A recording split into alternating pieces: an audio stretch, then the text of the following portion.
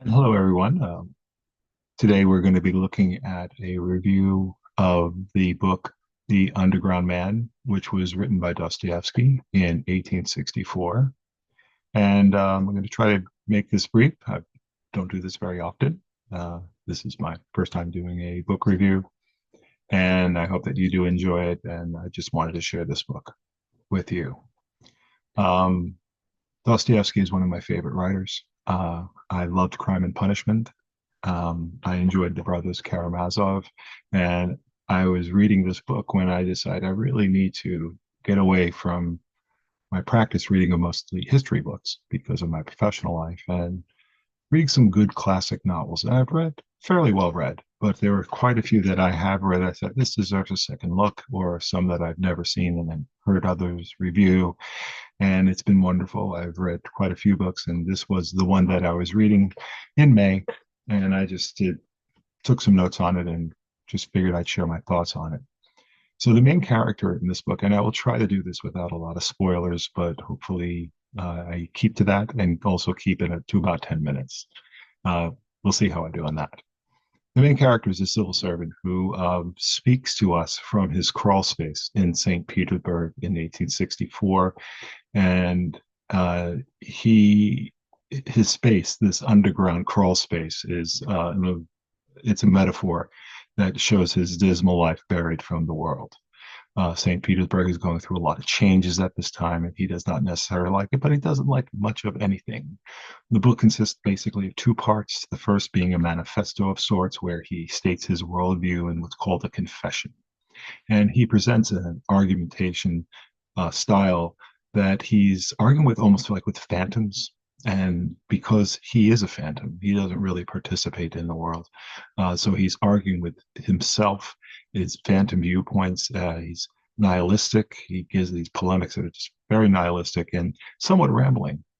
We learn a great deal about him early on. He starts the book saying and admitting he is spiteful and vengeful, and he wears it as a badge of honor, not as a thing that he needs to work on. He's quite the toady, you might say. He's an abysmal character. He's filled with loathing for himself and also for society. The loathing that he obviously has for himself is nothing. He is like a Rotary Club compared to how he views society. He's a narcissist. He's pessimistic, and he would easily be classified as some type of a sociopath.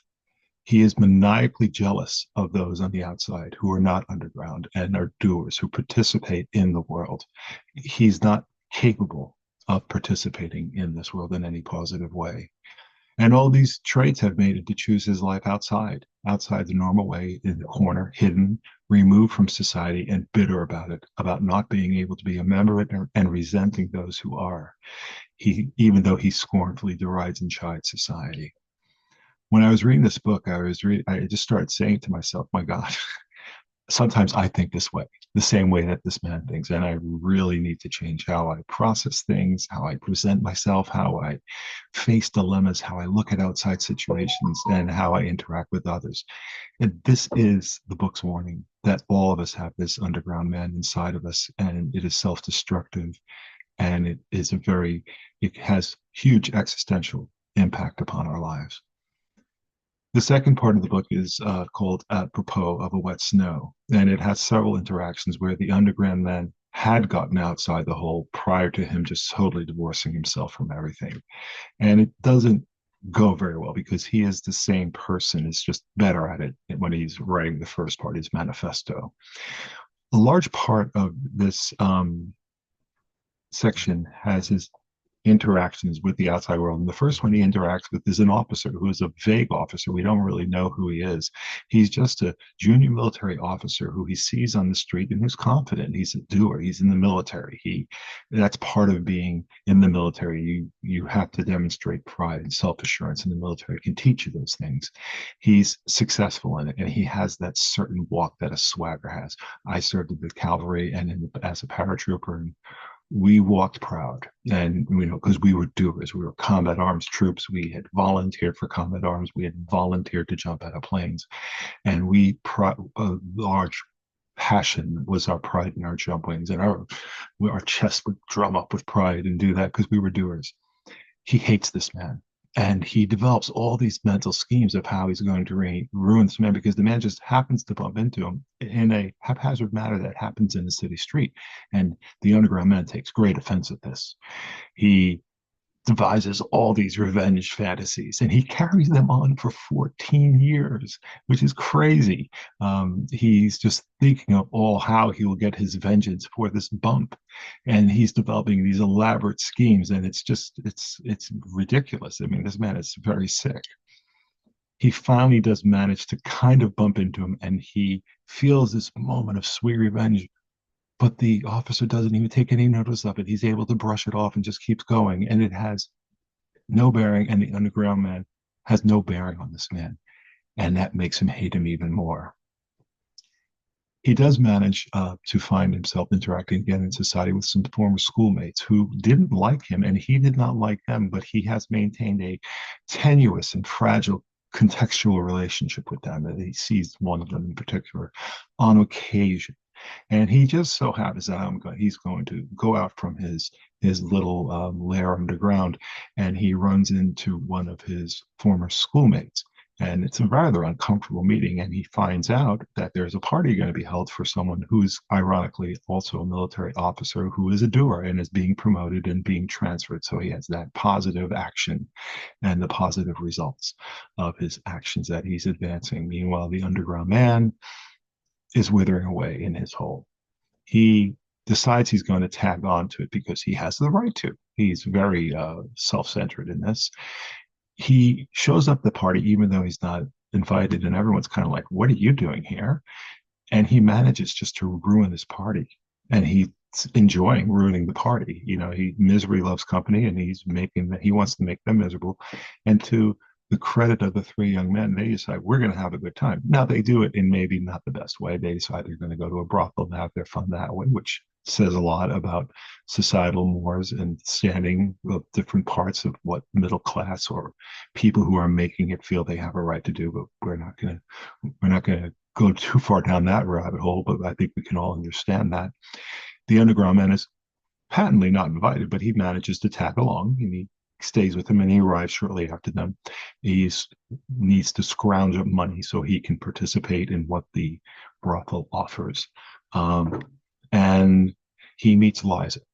Now, Liza is the prostitute, and she's a pretty important character in the story. And um, she very much is a vital character. They have relations, and the underground man wakes up and he starts laying out this awful pattern that this life of this young woman is going to have. She's young, she's somewhat naive.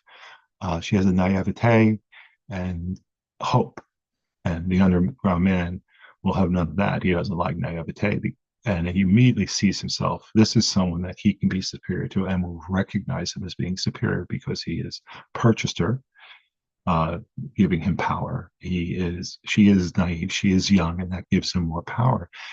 And that actually makes him feel somewhat kindly to her, although he starts really telling her in horrible detail that this is not the right path for you. Dostoevsky has used this before. One of my favorite characters of all time is Sonia in Crime and Punishment, who is this path of redemption that is offered to Raskolnikov.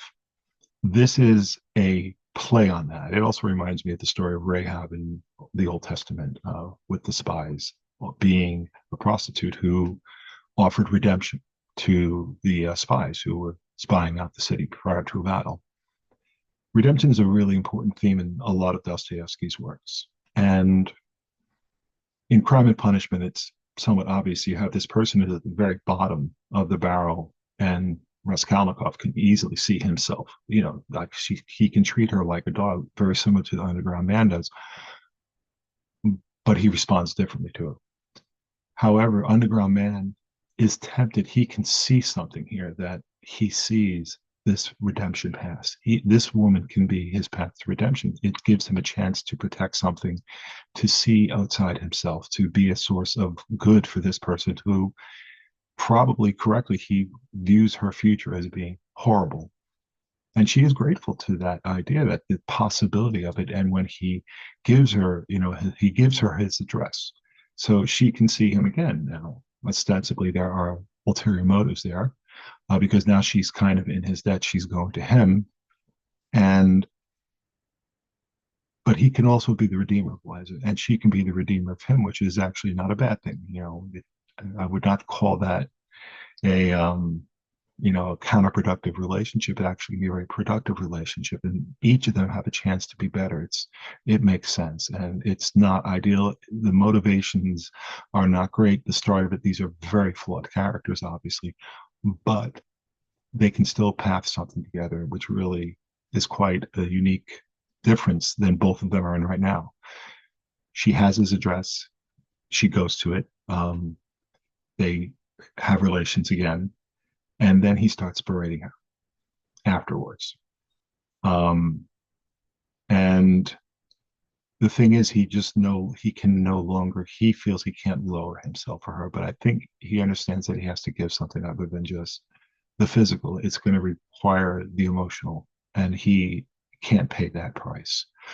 Um, he throws the money at her to show his superiority, make her really feel like she is the lowest of the low. And to her credit, she leaves, probably knowing that the pathway he's predicted for her is likely, but she has enough self-respect that she will not stand for that.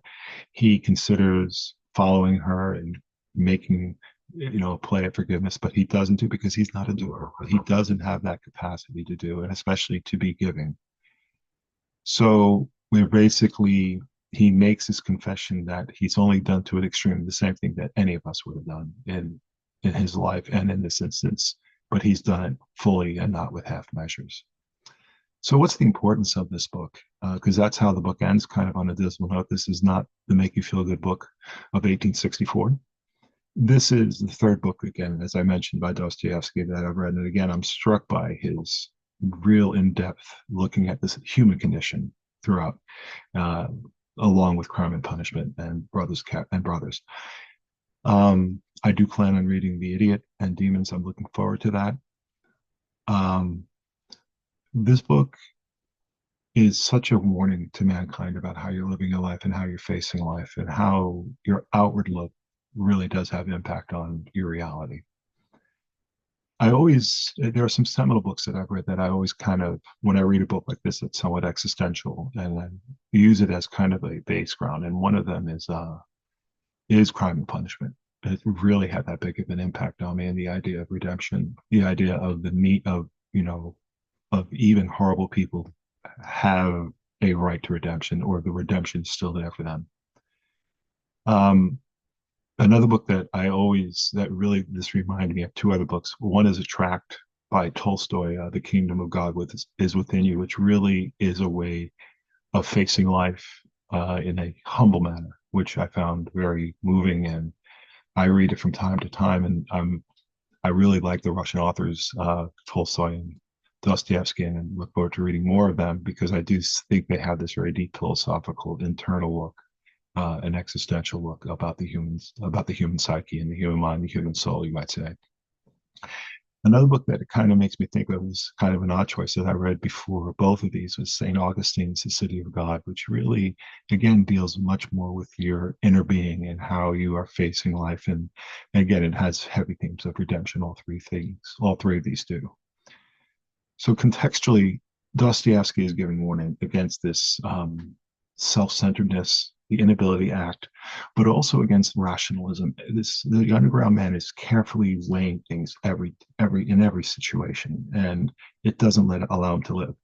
He also is warning against undue utilitarianism, uh, because it dominates his book. That the benefit, what is the benefit to this action? What's the greater good? And what situation is in?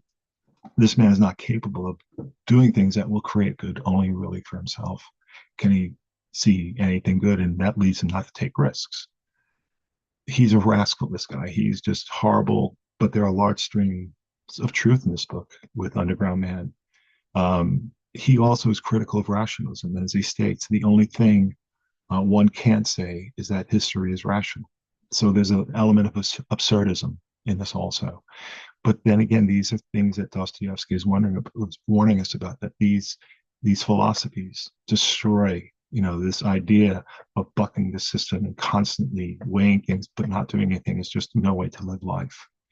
We know that the undue sense of utilitarianism and a misguided utopianism is going to lead in a very short while to the Russian Revolution, which has a lot of unforeseen consequences and millions of people suffering afterwards. It just doesn't seem that utopianism doesn't work for people. It's shown by the past. You can look back at St. Thomas More's Utopia and see it doesn't work, and you can look forward to Huxley's Brave New World. And the reason it doesn't work, this undue utopian idea with utilitarianism leading to this pseudo-utopian state, is that it it takes away a need that man has to be free and to fight and to have independence of action, to have agency, and even in the ability to act in areas that hurt us by doing things, by having agency. Reminded of the savage. The only thing, I don't know who said it. I'm realizing that the only thing I wanted in life was the ability to make my own mistakes, and that's a profound aspect needed for human growth and the human experience. The insanity that people will bite the hand that feeds them if they feel that they're enslaved by a system that leads to it. Dostoevsky really goes into the concept here of a mathematical equation. And this man is constantly thinking out, is 2 plus 2 should equal 5, or it should be allowed to equal 5. And why must I fit into this model that I am forced into 2 plus 2 equaling 4? 2 plus 2 equaling 5 is some real attractiveness. And I agree with that.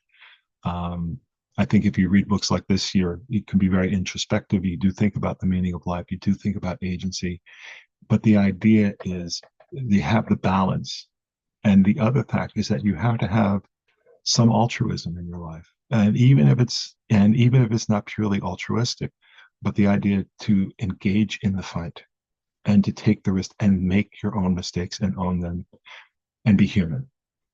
And that's what the underground man can't do. And this is a really powerful book.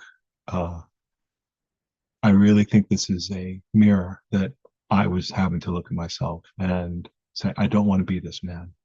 I want to be someone who is alive and in the game. And I think that's Dostoevsky's message,